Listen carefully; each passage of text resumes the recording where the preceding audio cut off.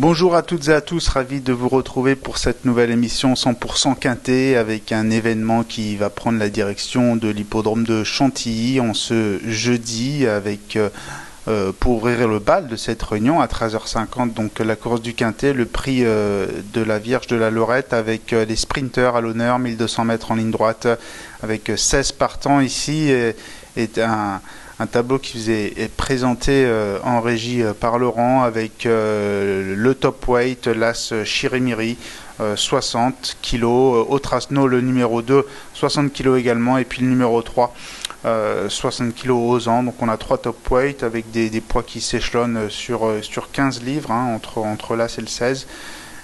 See You Angel, et puis alors, donc on va poursuivre les concurrents, le 4 Torpen avec Alexis Pouchin, le numéro 5 Live confié à Clément Lecoeuvre, le numéro 6 Sassy Rascal avec Sybille Vogt, le numéro 7 Droit de Parole qui va être associé à Hugo Boutin, le numéro 8 Hollyhock avec Aurélien Lemaître en selle, le 9 Ismaël Paint avec Marie Vélon qui sera donc associé à ce pensionnaire de Christophe Plisson, le 10 Furioso avec Tony Picon en selle, le numéro 11 Simons King avec Yoretz Mendizabal, le 12 Cannes avec Fabien Lefebvre, le numéro 13 Bachilide confié à Marilyn Héon, le 14 Woff avec Ludovic Boisseau, le 15 Babassim avec Christiane Demureau, et puis enfin le numéro 16 avec Rosario Mangione, See You Angel,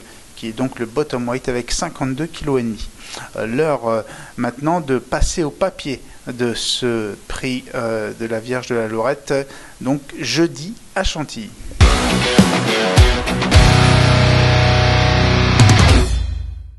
Le papier donc de ce quintet réservé aux sprinters qui va se disputer dans des conditions tout à fait bonnes, hein, pour le plat, certainement un terrain bon souple, donc jeudi à Chantilly avec donc le numéro 12 Cannes, corde 7, Fabien Lefebvre avec Carla O'Halloran.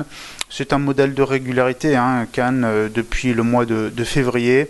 Il a remporté un quintet très plaisamment, hein, cet été à Deauville, j'y étais, passant à cette occasion d'une valeur 33 à une valeur 36,5 pour cette victoire, mais il est resté compétitif depuis. Et puis, donc il s'est classé deuxième notamment du quintet référence, hein. Le prix du cabinet des livres le 16 septembre sur l'hippodrome de Chantilly, sur ce parcours qui nous intéresse d'ailleurs. Et à cette occasion, il terminait deuxième. Il terminait assez près de Chirimiri qui s'imposait.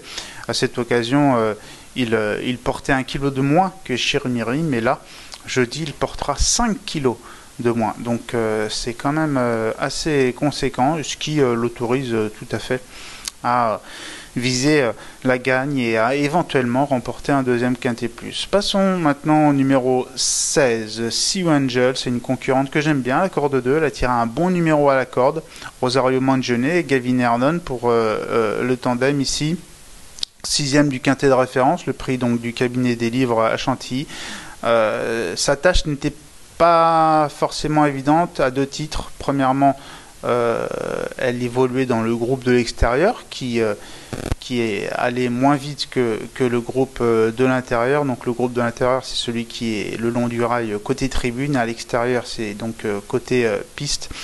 Et donc elle finissait bien, hein, See You Angel quand même, hein, 6e.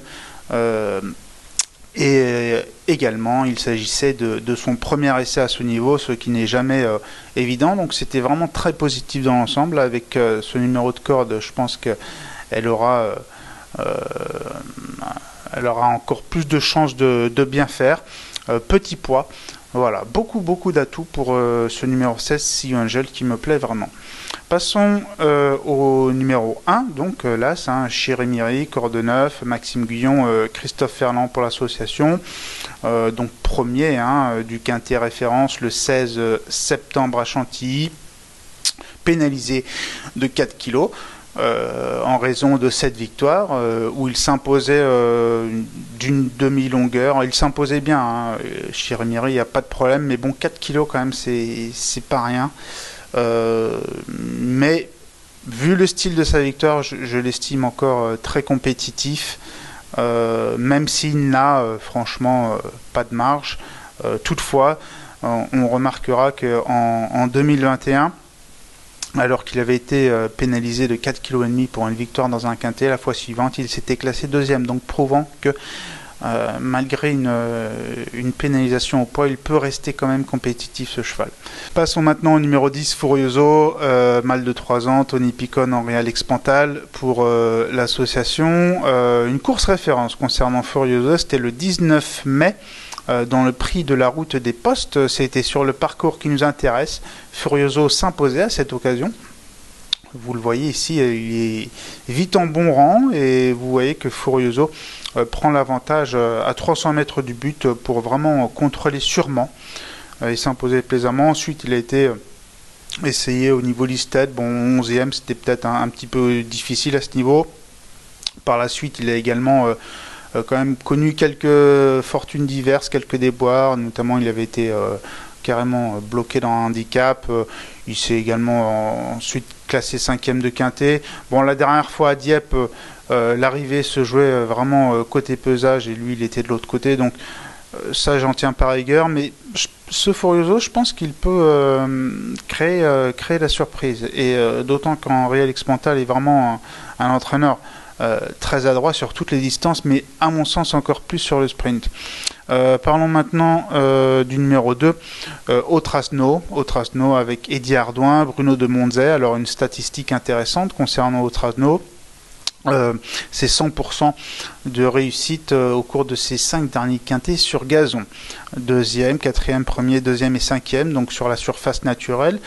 Modèle de régularité sur l'ensemble de sa carrière. Otrasno, depuis ses débuts, c'est un élément qui a toujours été sérieux. Il répète ses courses, donc 5e de la course référence, le 16 septembre à Chantilly.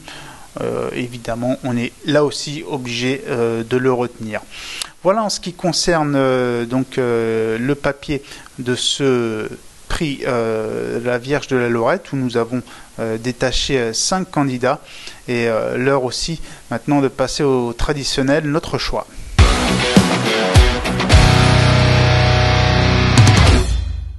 Notre choix donc pour ce quintet du jeudi 12 octobre à Chantilly, avec en tête de ma sélection le numéro 12 Cannes. Ensuite, je place en deuxième position le numéro 16 Sea Angel. En troisième position, l'As Chirimieri. Le numéro 10 Furioso, que je glisse en quatrième position. Et puis le numéro 2 Otrasno. Passons maintenant à notre conseil de jeu. Je vous emmène dans la 6e course. C'est une classe 1 avec les 3 ans à l'honneur. J'aime beaucoup le 2, donc le 602 William Tell, supplémenté par André Fabre. C'était une course dans laquelle GameStop sera certainement ou probablement le favori, placé de groupe 1, GameStop. Mais force est de constater que pour l'instant, il n'a pas bien concrétisé ses bonnes performances à 2 ans cette année.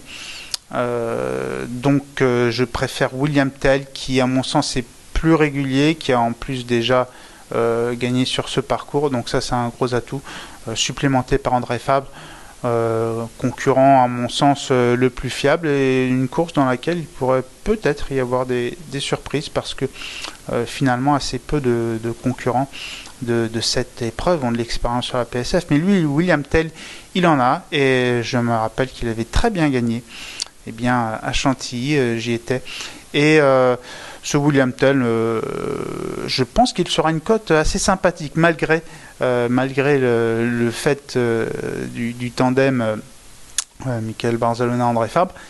William Tell, à mon sens, aura une bonne chance. Voilà en ce qui me concerne. Merci beaucoup pour votre fidélité. Merci beaucoup de suivre pariturf.com, l'émission 100% quintet. N'hésitez pas à consulter toutes les rubriques nécessaires pour faire le papier, les interviews des pros également, et puis votre journal préféré chez votre marchand de journaux. Encore merci et bonjour à tous. Au revoir. Merci à vous d'avoir suivi cette vidéo. Alors pour vous abonner à notre chaîne YouTube, c'est ici. Et pour suivre encore plus de vidéos Paris Turf, c'est de ce côté.